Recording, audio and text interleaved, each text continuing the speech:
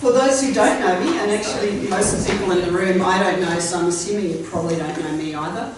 I am Jenny Lee. I am the Senior Manager of Research Development employed in the Institute for Positive Psychology and Education to essentially attract money into the Institute through grants or contract research with industry partners, relationship management with those industry partners, and also assisting academics to get that money in the door under their name. So essentially to help them fill in grants, to critique grant applications, to talk to you about grant strategy, and to some extent grants and getting money in the door overlaps with what you do as academics, or what you will do if you're a student, what you are likely to do if you become an academic. Because one of the things about career trajectory in academia is that the money that you bring into the organisation that gets attached to your name and that you get to run research projects on using that money count against your performance, or count for your performance, I should say. So it's a pretty important element of your role. So I'm going to talk a bit about, a couple of weeks ago, some early career researchers in IPPE got together and talked about what they would like to have presented at this session. So we've got the Institute Manager here, we've got Herb here, who's, I hope, going to weigh in a lot once he's finished eating. And I've kind of got a half co-presenter in Phil Parker, because one of the things that ECRs, or early career researchers, said they wanted was an exemplar career path. And I'd have to say that if I was going to pick one person who I thought had an exemplar career path as an ECR, it would be Phil Parker. So hopefully, So hopefully you'll get a lot of value out of things that Phil has to say as well. So when we ask the early career researchers, and for the students in the room, this is all relevant to you if you want to have an academic career, so none of it will be wasted. And it might actually get you thinking about some forward planning as well, which will be good. So what the early career researchers said they wanted was that they wanted to see what an exemplar career path actually looked like. And there's some caveats around that, but we'll get to that later. They wanted to get some fellowship information. So one of the things about fellowships is that generally fellowships pay you to work in, be associated with an organisation, so that you don't actually have to, in the first instance, if you've got a fellowship, you don't have to secure a tenured position straight away, or a contract position straight away, because the fellowship essentially covers that for you. And usually you get some research money to go along with that fellowship as well.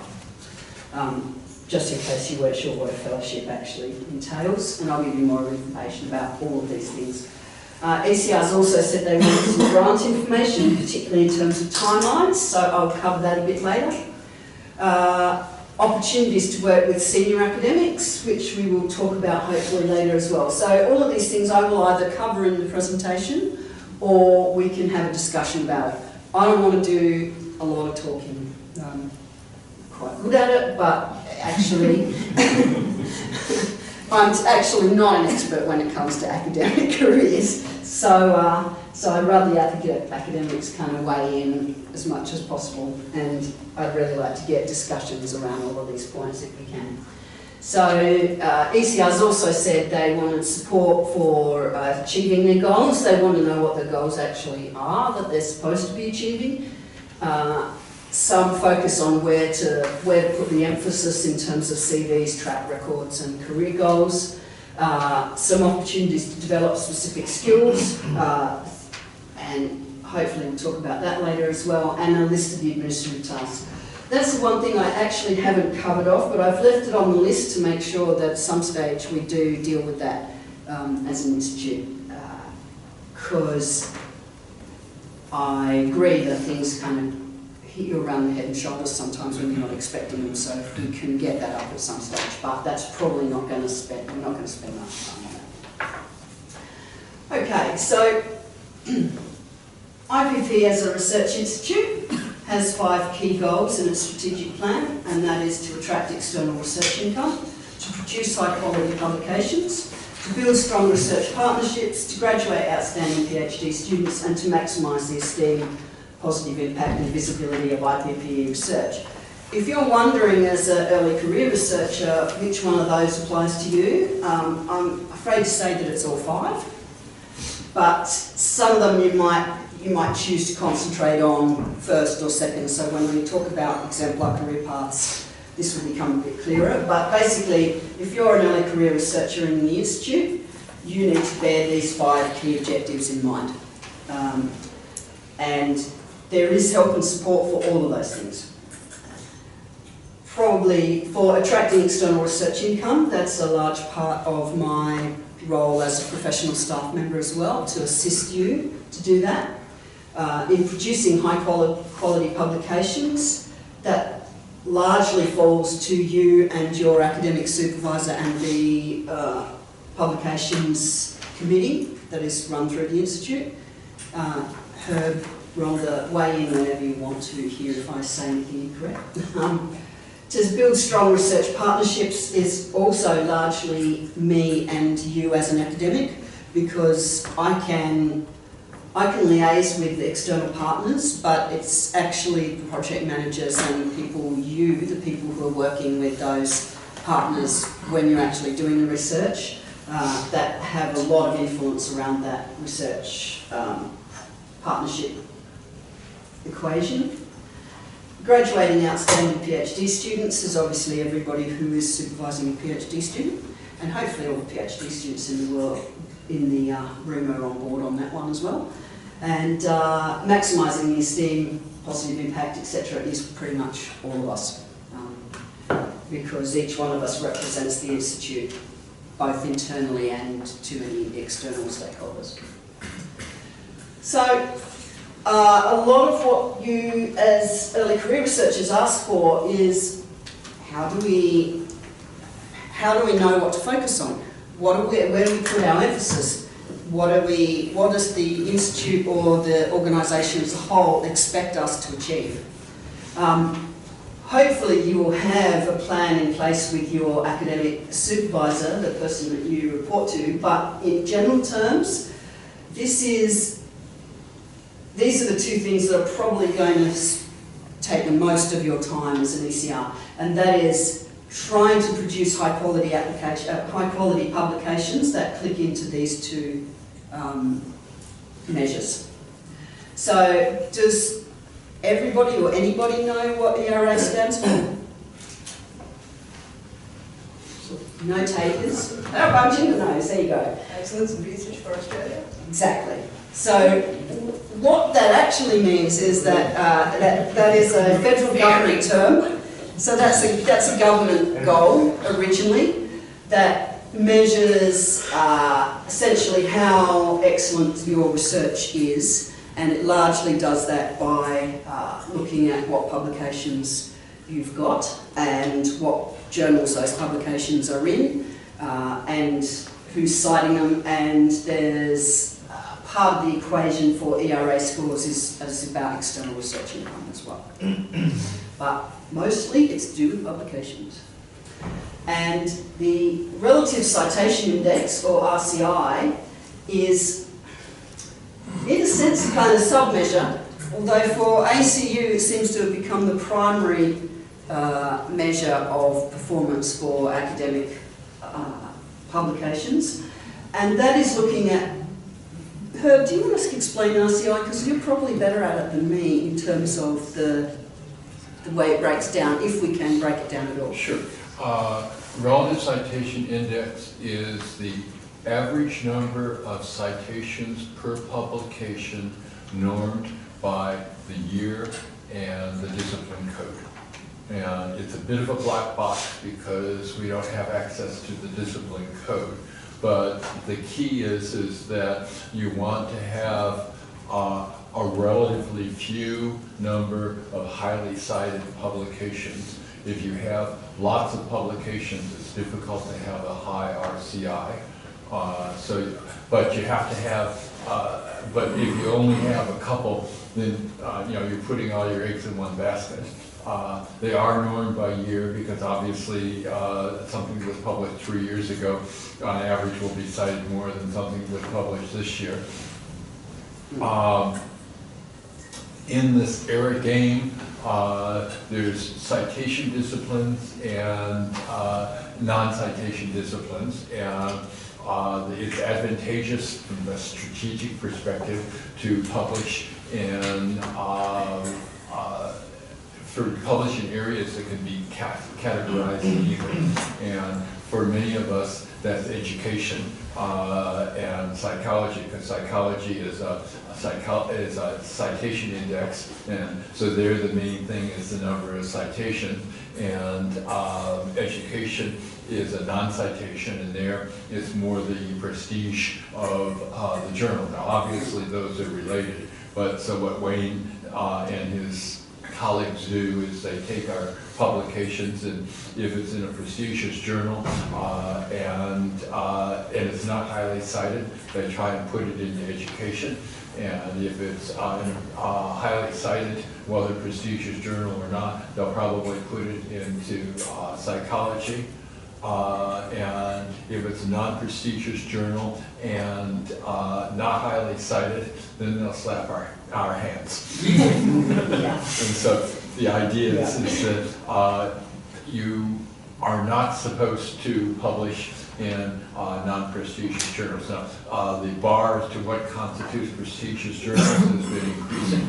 It used to be, in the distant past, as of like 2 years ago, it was Q1, the top quarter, and a year ago it became the top 10%, and now top 10% is no longer seen as desirable, it's acceptable, minimally acceptable, and the top 1 or 2 or 5% is what we should be aiming for.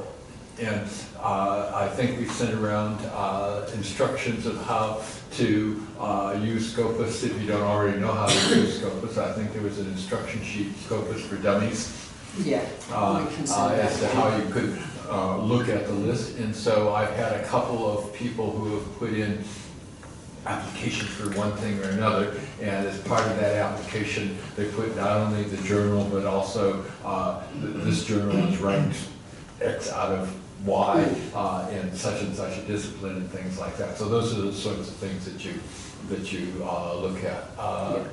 Okay. Yeah. And also with ERA, it's for set periods. It's not for your whole track record. ERA focuses on 5-year periods, and the next 5-year period is 2016 is the end year, I think. So it's 2016 back. So it's only a 5-year period.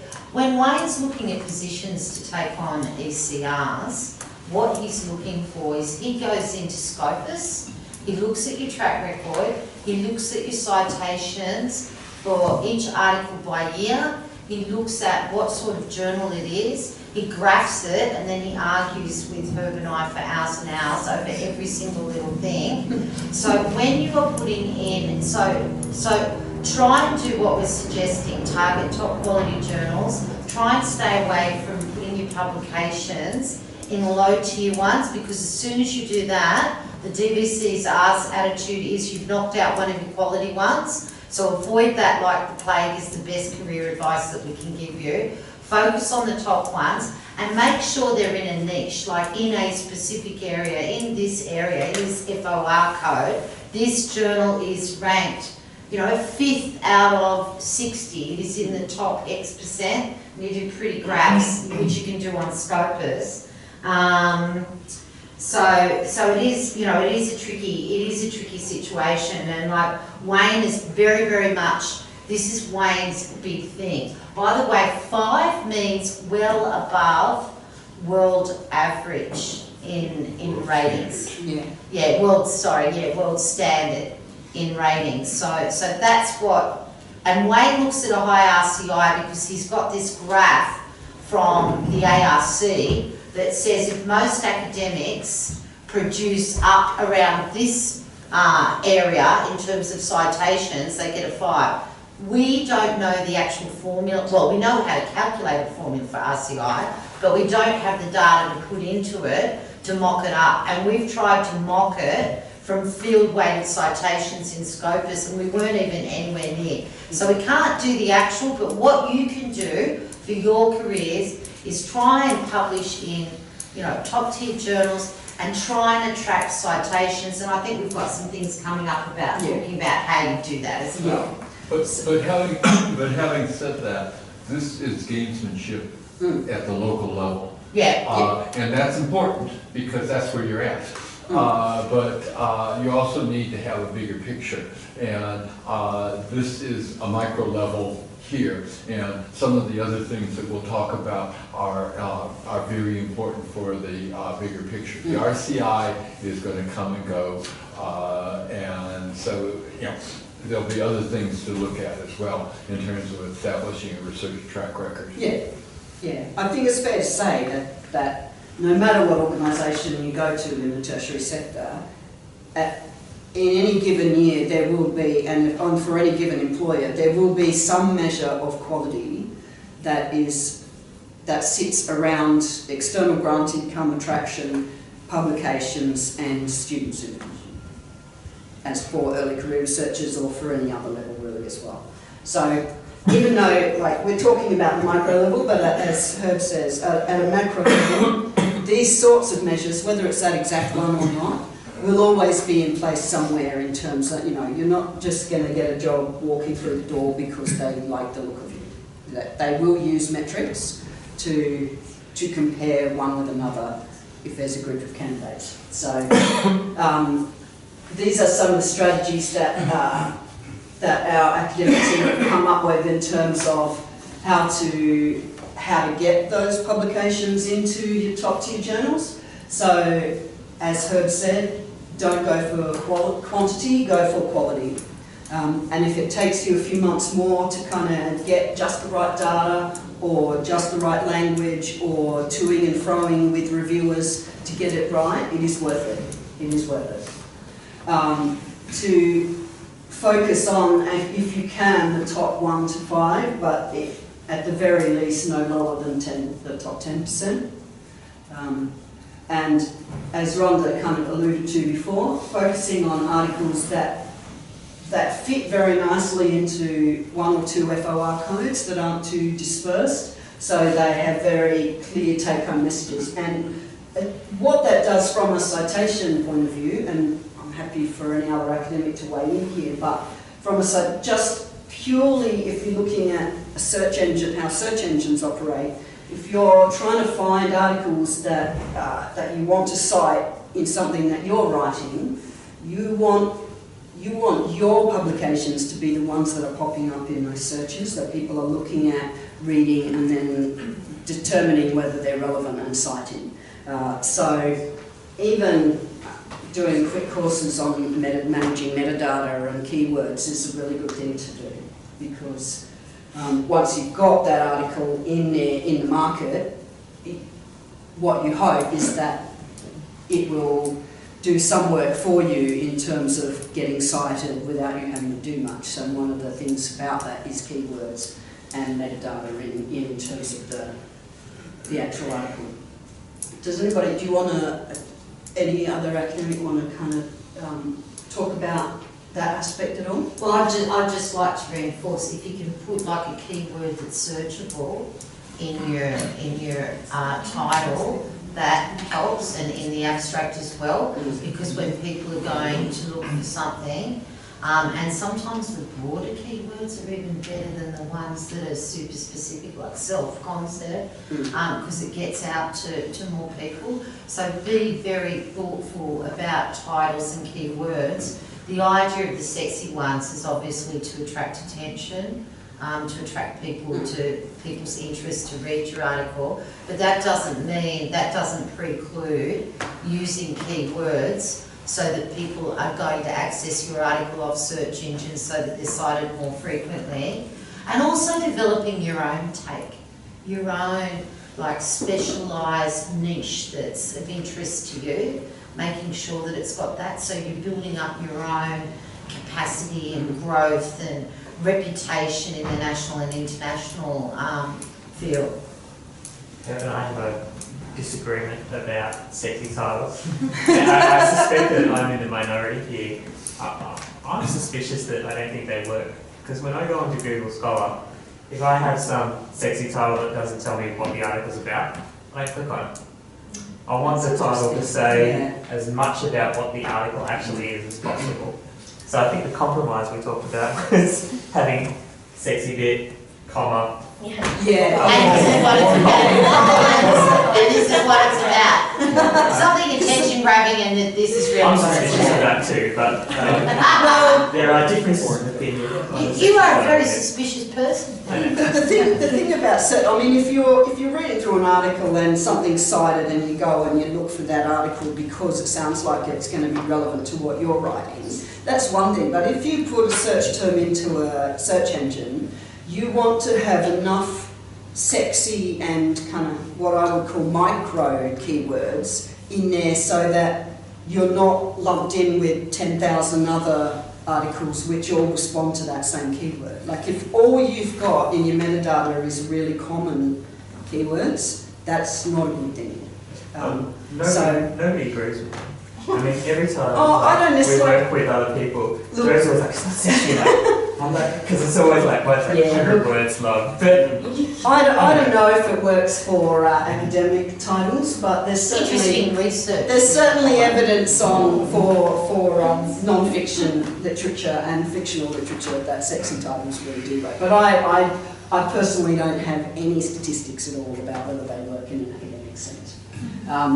International collaborations probably, well, hopefully a no-brainer, but obviously if there are names, big names on your articles, then they are more likely to come up in search terms when people, or more likely for them to find your name when it's associated with somebody who's already big in that field. I think that part of that was also establishing international collaborations of people that you're working with, even if you're a junior partner. And one of the things that's working for me recently, like it's only in the last couple of years that most of my articles, or at least the majority of my articles, are no longer with me as first author, because I'm working with all these different groups. But each of those different groups cite their own articles that have me as one of the co-authors, and so I get lots of publications from, I probably have more public citations from Germany than I do from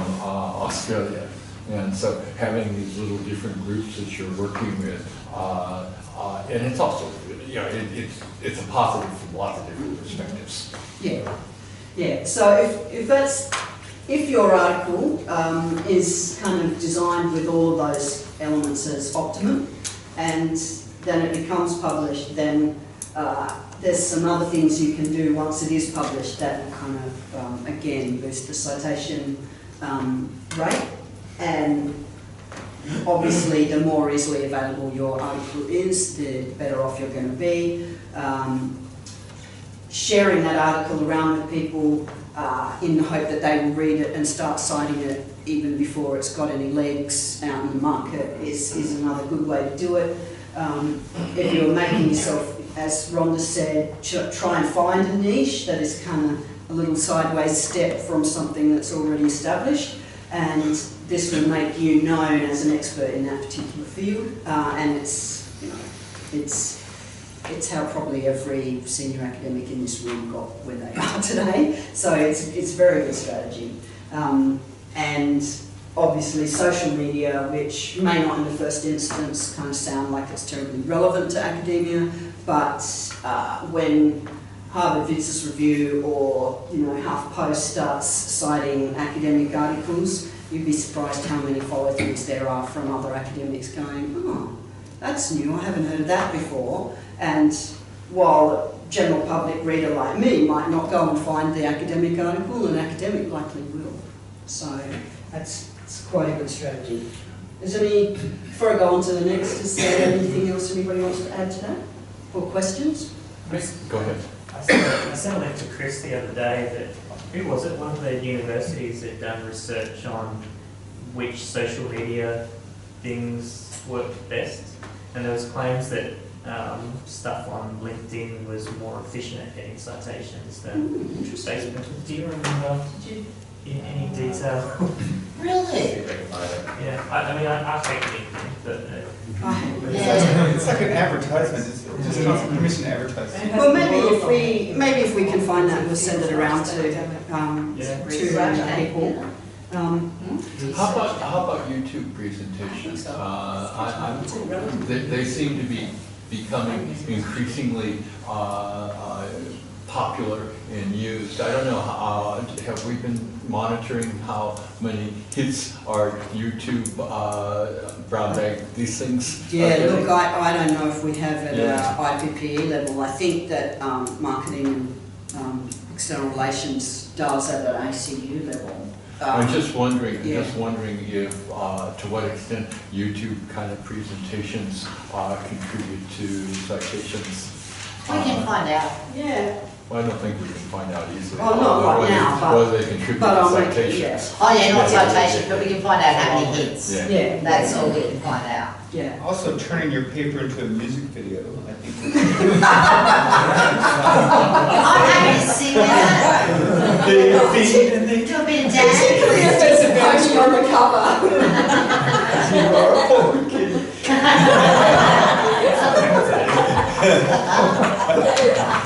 So I'm about. I'll just give Phil a heads up. I'm about to hand over to Phil. But before I hand over to Phil, I just want to talk about one of the. I put this together and it was pretty quick, but I think it covers most of the elements. I've been doing research management and assisting people with grant applications and kind of strategic career development for academics for around 15 years. And pretty much every person I saw who applied for a Australian Research Council Discovery Early Career Researcher Award followed this pattern.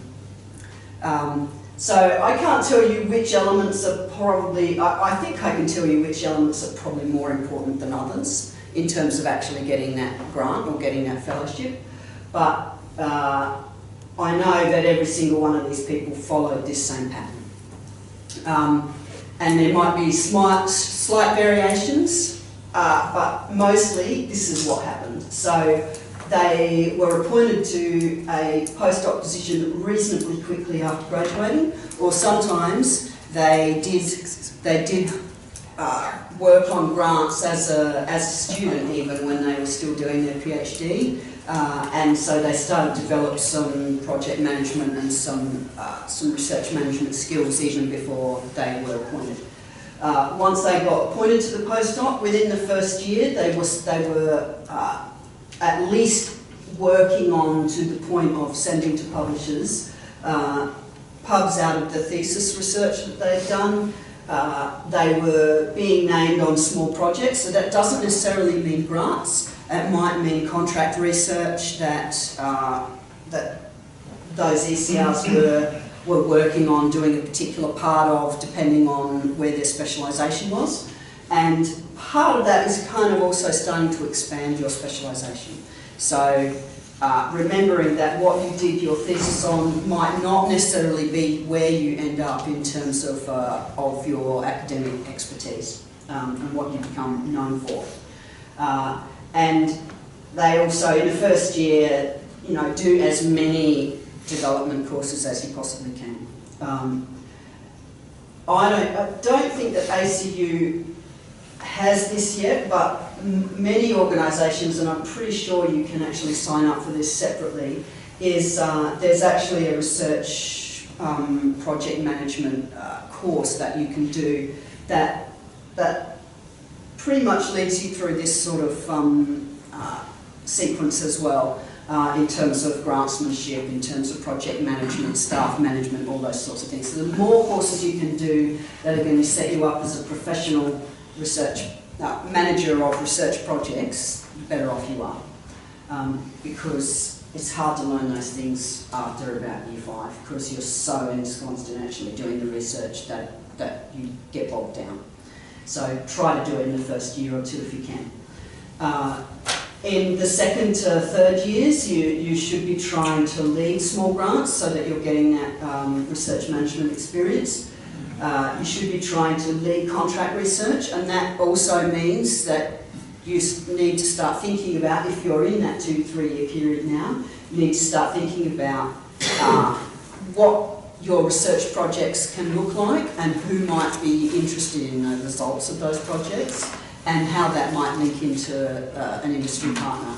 And if you've got no idea about that, you can talk to me or talk to other academics about that. Because there's almost nothing on this earth that doesn't relate to somebody's business somewhere. So, and I know that sounds idealised, but you'd be surprised at how many of those people will support research if you get them on the right day with the right sort of people in the room, like me and another academic and you. So start thinking about how your research projects can become projects in their own right, funded from even a little bit from external sources.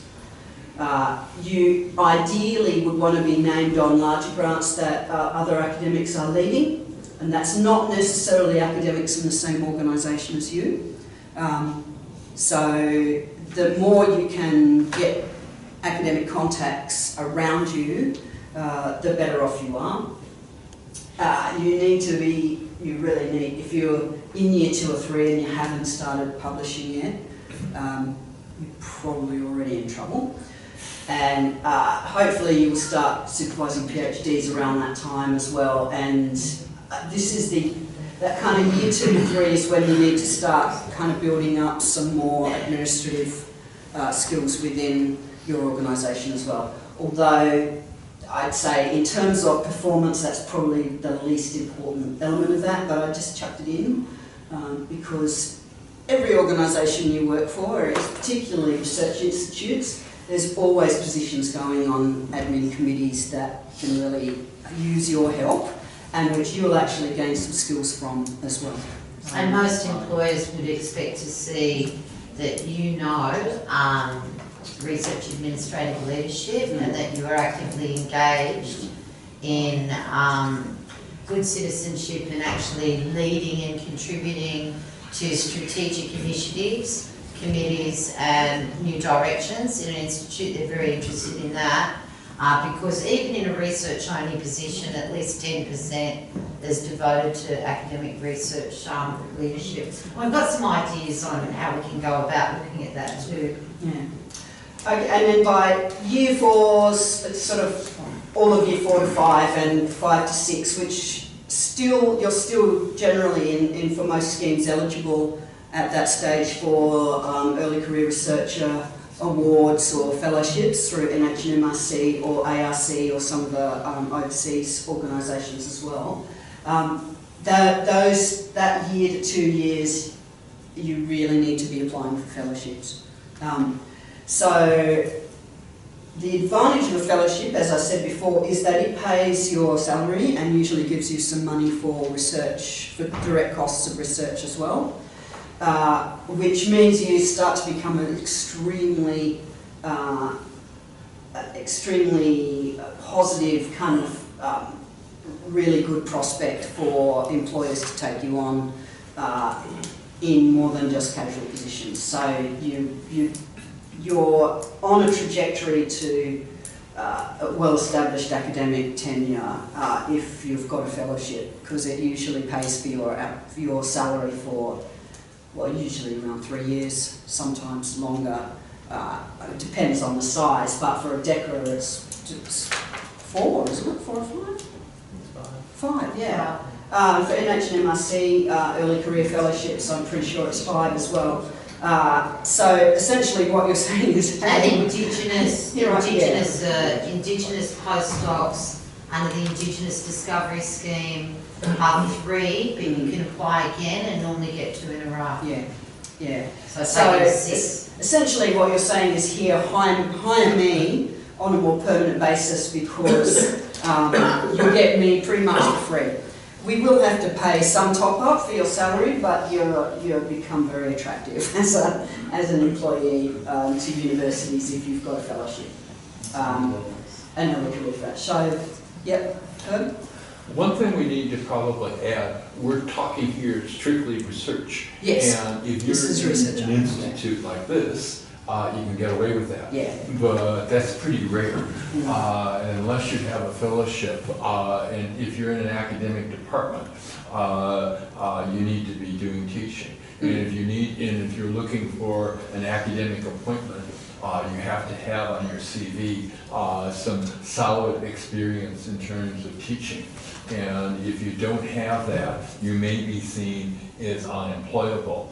And there's sort of a catch-22, so that if you you spend all your time teaching and you don't publish, then you're not likely to be hired for a permanent position. But if you spend all your time doing research and don't do any teaching and don't have anything that looks like teaching on your CV, you can be in difficulty as well. Yeah.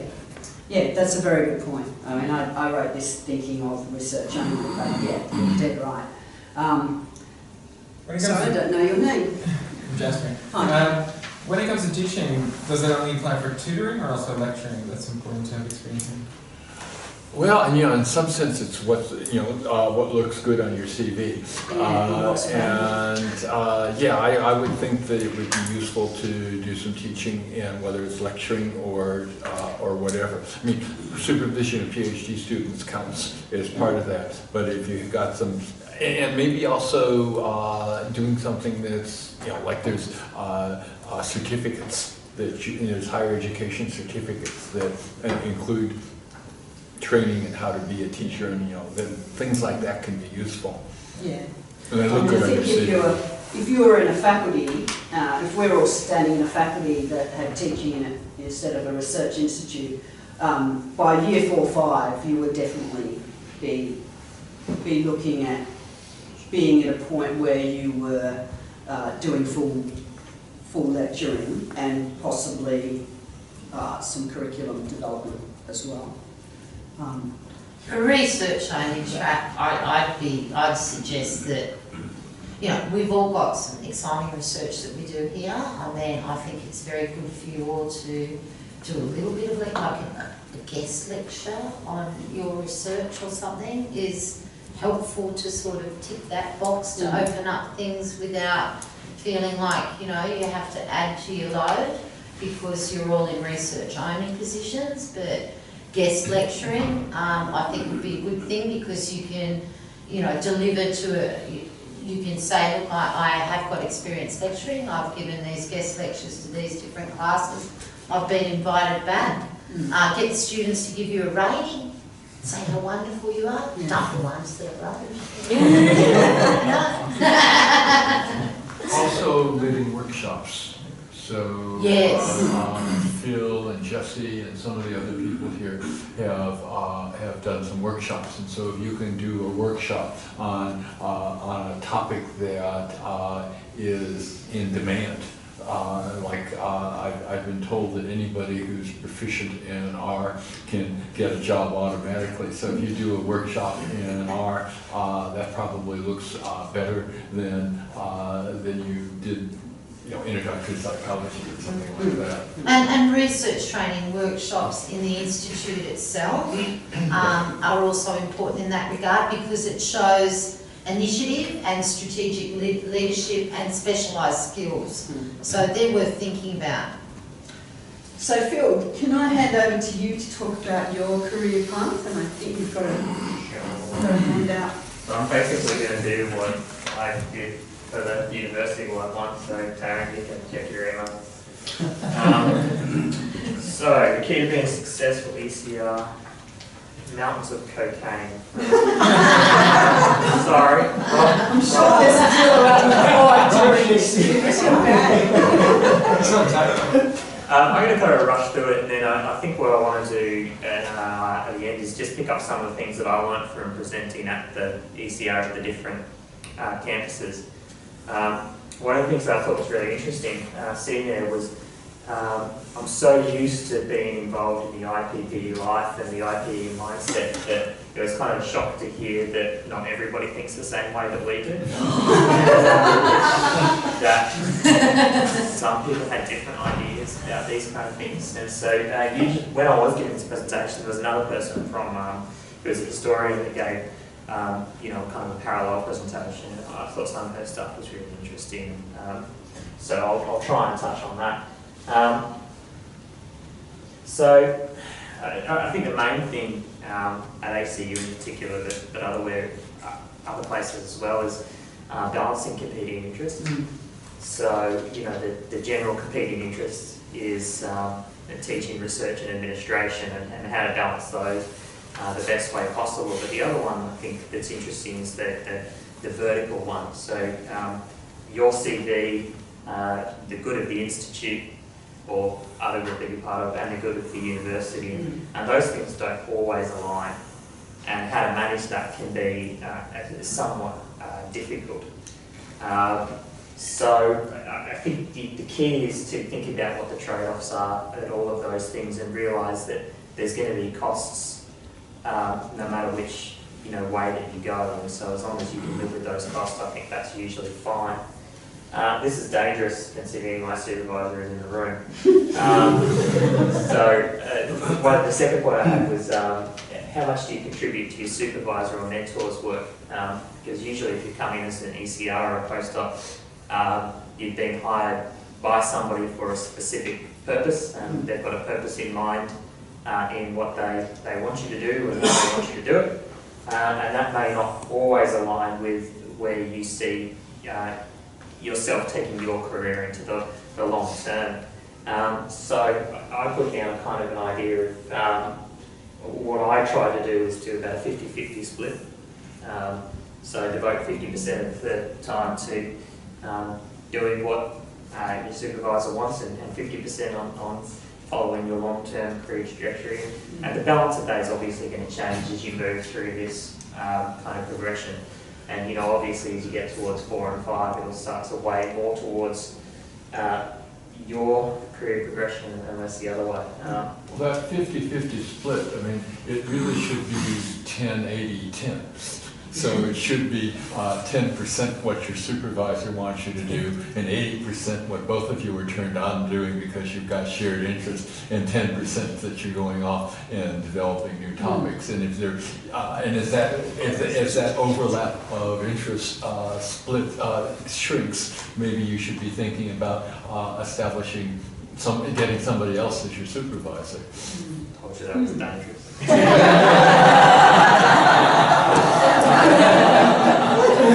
I'm going to try and rescue myself now. A consistent thing that came up across everybody at the ECR thing was being a team player or being willing to do some grunt work.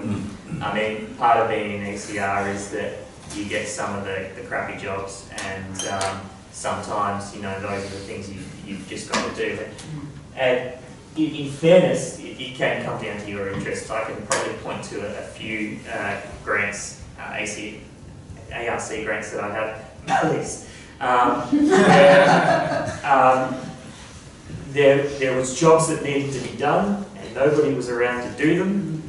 And I stepped up to do it, because I remember the police, everyone had gone away. Herb was in the UK or Dubai, Rhonda was away, everyone was away. I wasn't originally on the grant.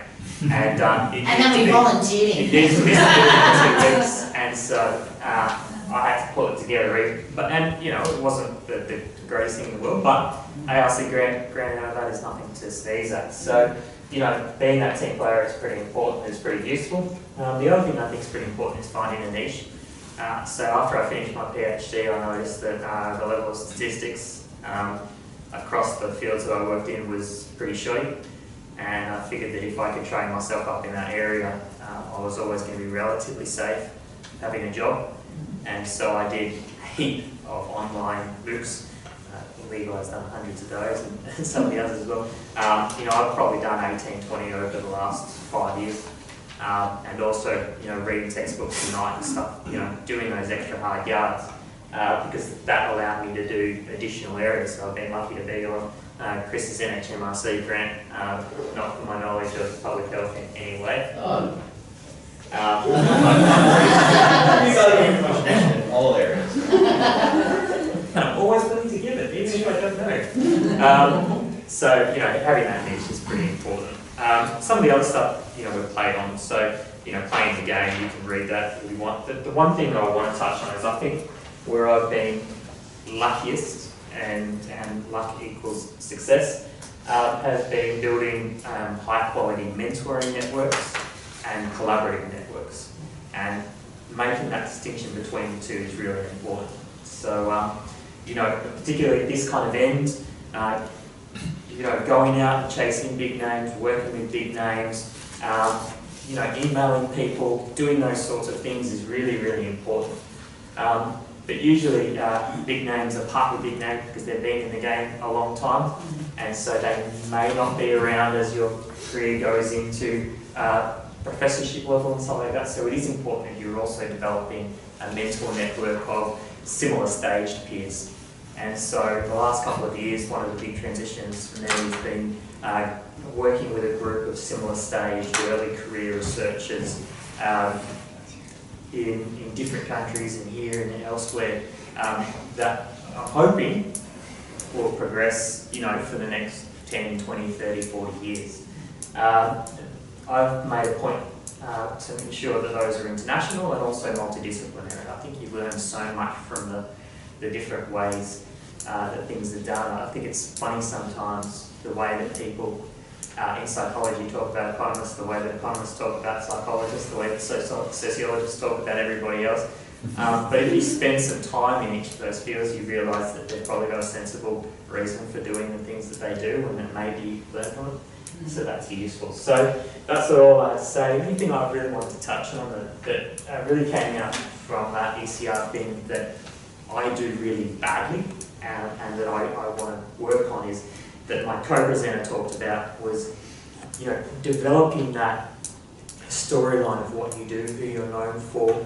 And so she talked really clearly about, you know, she did a PhD related to historical stuff in Victoria, and then turned that into a book relating to Australia, used that to get a ARC grant to expand it a little bit more, and to the whole thing, you know, she became known as the person for that kind of thing. And I've always kind of got bored really quickly, and so I kind of hopped around and did lots of different things, and that started to cost me. So in 2012, we had a big article in DevSite on this theoretical framework that we came up with, phase adequate engagement. And so did that article, I kind of dropped off. But the other authors went ahead and they published some more. And now there's an Oxford University Press book and come out on phase adequate engagement. And over again, their later work has been cited, and our original article isn't cited in there at all. And so I'm no longer known as the person for phase adequate engagement. And so that's my fault, because I got bored and jumped on something else. So, you know, the key is also making sure that's still what's going through. So I'm going to stop there. Did you want to take any questions now or at the end? Or Oh, take questions now, I think. Yeah. You can continue on that trajectory that you're talking about. As you grow older, it's important that you nurture your connections with younger researchers. And so there's lots of current PhD or recent PhDs that I work with that are becoming part of my network, and I gain from that too. So it's sort of an ongoing process. The other thing I was interested in, the issue about working in different disciplines, it's fascinating, but it's also counterproductive to establishing your niche. And so that's another one of these things where you need to have a balance. And, you know, I'm looking, you know, like I'm known as an educational psychologist, and that's an important part of my identity, but I'm not known that well in sociology, and certainly not economics. And so, yeah, it's an interesting issue. Yeah. Yeah, I'm trying to find that balance at the moment where I keep working in developmental psychology, but bringing in concepts from other fields to enrich the one stream, Yep. rather than jumping across the different streams. So that's kind of what my progression for the next 2 or 3 years is hopefully going to go. But yeah, I think the other thing, I'm thinking just this year, articles with Kat, Jasper and Jesse have been probably some of the best articles that I've been part of in the last couple of years. Definitely. So you basically don't want to hang out with people too old, I got it, because they will be Because you're dead going to before drop you... dead. Yeah, that's what we did before we make full professors. I was talking about this camera. Your value to me, Joseph, is inversely proportionate to your advanced years. You become less valuable every year. You become more and more valuable. Yeah. But there are some of us that keep hanging around. A lot of people are thinking that of Herb 20 years ago, and he's still here. It's like, I haven't died yet. And you're not making full professor. Thanks, Phil. He's good, 1:30 or 2? 1:30. Oh, We have a meeting. easy, right. Well, hopefully you all already know, go to regular meetings with your supervisor to attend events and to apply for funding and to don't give up, and that's where I come in. You also asked for a typical grants timeline. There's some specific information you asked for as ECRs about funding dates, calendars, such like. Those I will take on board and try to work into regular communications with the Institute as a whole. So you've got to make sure you're on any mailing list, essentially. I'm pretty sure that all the ECRs here are. And when I send things that I think are relevant for students as well, I ask the academic staff to please share those with students. So if you're suddenly finding out kind of a week before a deadline that there was something that you could have applied for, talk to your supervisor about it, about those lines of communication. Because anything that's relevant for students, any opportunities that I see come up for grants or awards, or I try to share those as widely as I can, because I don't know your interests. One thing that would really help me in my job, particularly for the early career researchers, is to, if you could all put a one-pager together that just tells me about your research interests and where you would like to do your research, themes, keywords, all of that sort of thing, that would be really helpful, because I see opportunities come past and I see larger grant applications from other academics, and if I know that your field kind of might overlap with that, I've got a much better chance of kind of targeting you and saying, hey, why don't you put, David onto this, or why don't you put Stefano onto this? Like, I will have a better chance of doing my job if I've got that information. Mostly I get it by osmosis. When I see a grant application, I go, oh, so that's what our agenda does. Cool. So It's cool, isn't it? Yeah. So I just want to really quickly focus on how long it takes to write a grant, and that's one of the reasons why I'm in this institute, because I can help you through this whole process. You need to be thinking about your idea even before a grant opportunity comes along. You need to have really some good ideas about what would make a good research project and how big that research project is and what resources you need to. So all of these sort of things you should be thinking about before an opportunity even comes along. Once the announcement comes, it can take up to 3 months to write a proposal, and the less good you are at it, the longer it takes. So for early career researchers, I would say don't even look at the 1s, look at the 3s. Because it really does take that long to write a good grant proposal that is competitive, that will get you across the line. I'll see you today. Once you've got that proposal together, never submit it without asking somebody else for feedback. There are plenty of people in this institute who will read applications for you and give you fair and honest critiquing about the quality of that proposal. I'm one of them, but I'm not very good at the academic, pure theoretical side of it. I might be able to tell you where the holes in the argument are, but you should not rely just on me or any other one person. Try to get as many people as you can. My rule is to get 5 people, and if 5 people come back to you and say that a grant looks fantastic, don't believe them. Send it to another 5 people until you get somebody who said, oh, I didn't understand this, because that will be without a doubt the one thing the assessor picks on. So it does take, and to do a good review, it can take upwards of 3 weeks depending on how big the application is, but usually it's at the lower end of that. And then, because you're in a university, there's a whole raft of approvals that have to go through before you can submit that application. So generally that takes about 1 week to organise and get done, and then you hit submission. So at a minimum, if you hear about an announcement 6 weeks and the deadline is 6 weeks away, you better hope that you've got a really good handle and that you've done your pre-work and that you've got a really good handle on what that project's going to look like, because otherwise it's going to be hard to get through to that point of submission by that amount of time. So 4 weeks minimum, and if you're talking about a really big 3-year grant, then really 6 or 7 months is a better timeline.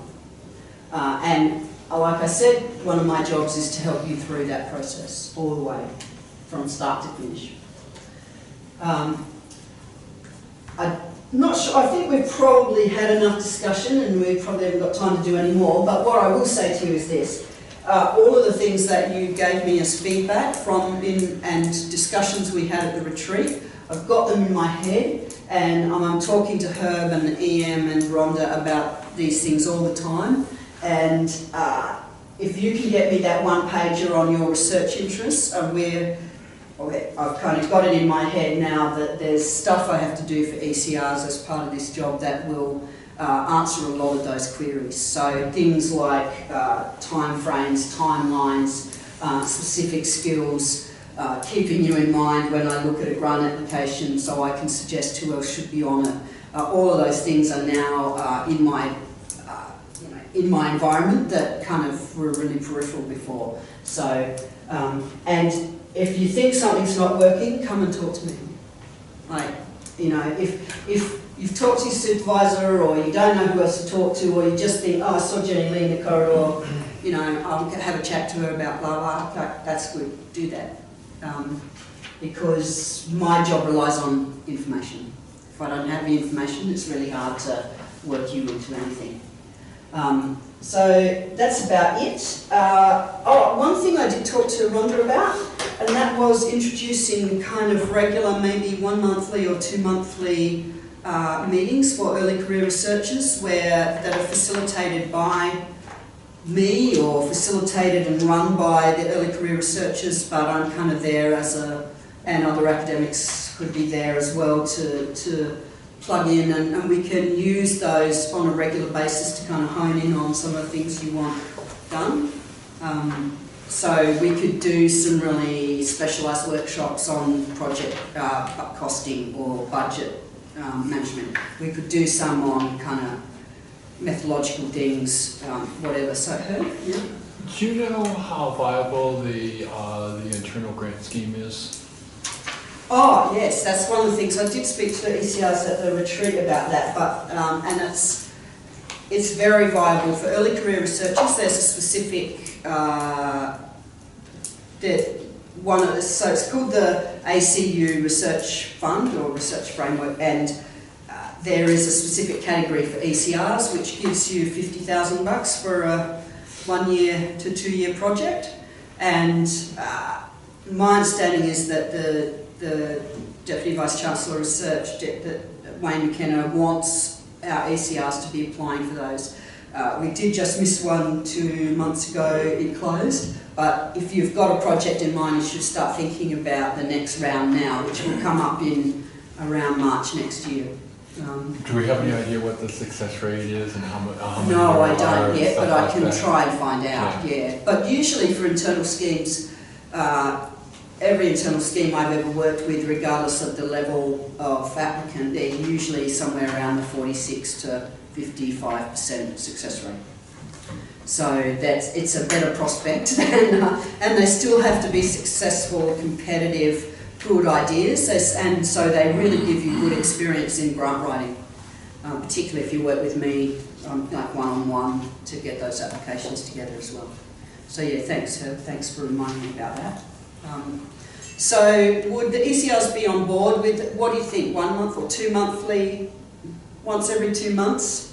maybe an hour, maybe 2 hour kind of workshop discussion forum. Does that sound like a good thing to do? Well, my advice to you is to get together again if you can, talk about what you would like in terms of timing, what day suits, and then we'll work around that. If that's okay with everyone? All right, thank you very much for your time, and good luck.